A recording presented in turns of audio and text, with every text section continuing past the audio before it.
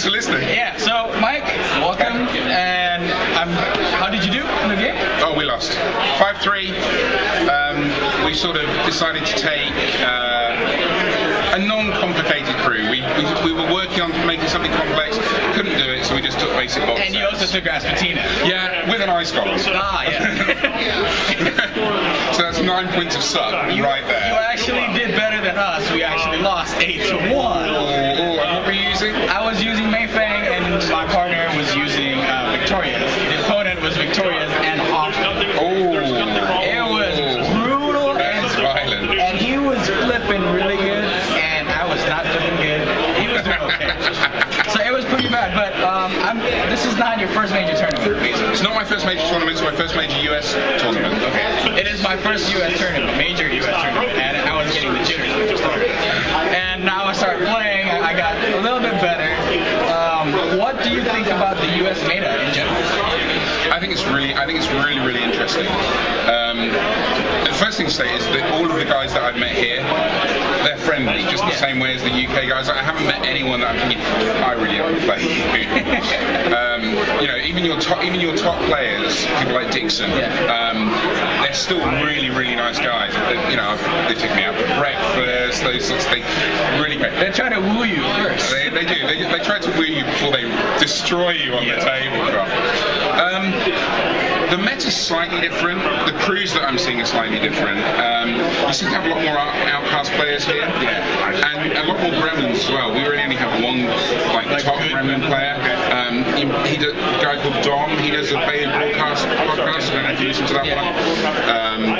He's sort of our top gremlin player. But you seem to have a lot more of those. Apart from that, the crews seem to be pretty much the same. You know, the same sort of thing that I'm seeing. Everyone still hits Neverborn. Yeah, it's still Neverborn, and now 10 Thunders, and so. The other interesting thing is, I think you guys are a lot more forgiving on some of the masters that we would consider a negative play experience. Oh, okay. Especially Pandora. Yeah. I've never had I mean, I still have fun playing against Pandora. At the end of the day, I'm like, oh my god. Yeah, I mean, she's one of those masters that you play against, and you get in a situation that you know she's taken a doppelganger and she's got size, and you're just going, I can't do anything. Yeah. There's nothing I can do against her. And those sorts of masters, you don't tend to see them at the sort of the bottom of the tables where I'm playing. You didn't see any Pandora today. No, I haven't seen any actually. But apart from that, I mean, it's the same. Your tables seem to have a lot more terrain than ours. Yes, it was going downhill like that too, and then it was an awesome terrain to play with. But I think it was working out of a disadvantage. Yeah. But apart from that, it's the same. I mean, you know, at the end of the day, we're all gamers. And we're still laughing. We're still playing the same. We're playing the same. This is the face of an 8-1 loser. So. This is the face of someone who only lost by 2 points. So it's the same.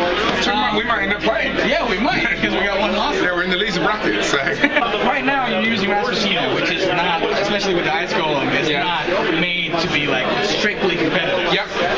So what makes you want to do that? Because you wanted to have fun, or? So when I started, the first crew I picked up was Colette.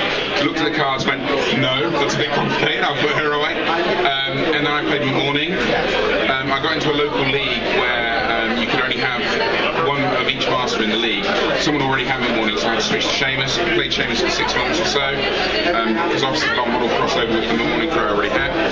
And then it came to the beginning of the year, and there was a couple of tournaments coming up, and I wanted to take something different. I'd started a Gremlins crew, Ophelia, but I found her very boring to play. She's basically, I'm going to shoot you, I'm going to shoot you, I'm going to shoot you. Pretty to the reckless, basically. And I just didn't find that fun. And I had a look around, and the thing that really drives me is painting. And I couldn't paint blues. I was really struggling to paint blues. So I thought, okay, what's blue? Rasputina, and the whole thing is blue. So that sort of drove me to take her. Then I had some success with it because no one was expecting Rasputina to do anything. Like also Molly, right? Yeah, same as Molly. I went to a couple of tournaments. finished 4th and 3rd at a couple of places. So I was doing pretty well with her. And the painting came on really, really well. I'm really, really pleased with paint jobs. And so that's basically why I ended up with her. It's not, there's no power gaming reasons, or, I mean, if you listen to the podcast, you'll hear people joking, oh, that's Mike, he's the noob stomper, because he just picks on the noobs. But I always hear that word. Yeah. Or Raspy's now broken because Mike's using it. But ultimately, it was, I wanted to paint blue, and she was blue. So speaking of the painting, I actually have to strip my partners. I tried to be as careful as possible. I was like, I hope you're not offended by this. Can you strip your stuff so I can paint it for you? So if we lose, at least we can get best painting. Yeah. Because I do have a couple of stuff that's going to be on the crystal brush. Oh, nice. Oh, you have to show me your stuff then. Yeah. If you go over there, you'll see some lollipop rolls. Right. And okay. Number 2 to 5, those are my favorites. I should check those out. Well, I can say that now because this video is not going to go up like today. Yeah. Also, I got a question. This actually, I guess it's part of the internal jokes within the podcast. Yeah. You mentioned something about you're going to teach the US players how to play the real Malifaux. Yeah. So it all started with Bill, just at Gamers Lounge. He had a discussion with some people, and the way we were running tournaments was different. And so Bill made this joke about the UK doesn't know how to play Malifaux properly, and it sort of just developed into banter between you. Well, you don't know how to play, yes we do. No, you don't. Yes, we do. Very childish sort of thing. And then with the sort of growth in podcasts for Malifaux, it sort of just became a bigger thing, and it just developed into, instead of just ragging on you don't know how to play, it just ended up ragging on other podcasts. It's just basically talking smack. Yeah, so it's basically, there is just a ton of smack talking, and so every podcast talks about the other podcast. Yes, and it's going, they talk about us. That's the persona they're trying to do, but like in real life, they're actually all friends. Yes, yeah. So the guys from Cheap Face Radio, they're good friends of ours, and when we did an interview at Gen Con last year, the person we were interviewing was wearing a Cheaty Fates t-shirt. So she's on Malifaux, but she's wearing a Cheaty Fates t-shirt. So they were in my team for the cake match last night. So I got her a Malifaux t-shirt like this one, but hers says Malifaux, not quite as good as Cheaty Fates. And so she was wearing that all day. And so Joan Spencer from Cheaty Fates had tweeted that picture out saying, this is our new favourite t-shirt, even though it's a Malifaux t-shirt. And it's just that sort of back and forth. And because I don't get to play, I'm over there. We can play through Vassal occasionally, but here I'm just going to get as many podcast matches in as I can. Which is going to bring the last question to you, because I got intrigued by Vassal, and I don't have any idea how to use it, because I opened the program, and I'm like, okay, I don't know how to do this. So if anyone wants to learn Vassal, like let's say I want to learn Vassal, will you be able, or who do you go to? So the first thing to say is Twitter for Malifaux is absolutely amazing. Podcasters are big on Twitter, so if you want to contact any of them, go to Twitter. Yeah, I mean, it's a really, really good Malifaux community on Twitter. If you're new, you look for me, I'm at Old Man Mike. You follow me, you say I'm new, I retweet you. Generally all my followers, all of a sudden you'll go from 0 to like 200 followers. And then you just say, can someone give me a demo on Vassal? And you set up a time, as long as you both got Skype. It does require another, like, some kind of chat. You can do it by typing, but some sort of VoIP app works the best.